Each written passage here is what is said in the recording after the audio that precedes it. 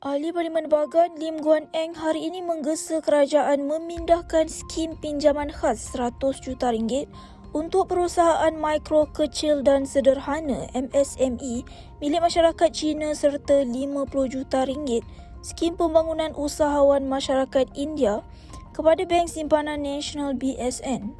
Menurut beliau, langkah itu perlu kerana BSN tidak mengenakan syarat pematuhan syariah seperti yang diamalkan oleh SME Bank dan Bank Rakyat.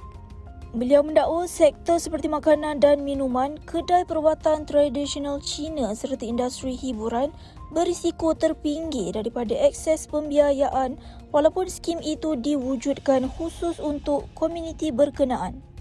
Menurutnya, walaupun tiada masalah dengan pinjaman RM1 juta tekun yang ditawarkan kepada usahawan Melayu dengan syarat syariah, adalah tidak adil apabila syarikat milik penuh masyarakat Cina dan India turut dikenakan syarat sama walaupun majoriti mereka bukan beragama Islam. Beliau menyifatkan keadaan itu sebagai tidak seimbang dan boleh menjejaskan peluang perniagaan untuk berkembang.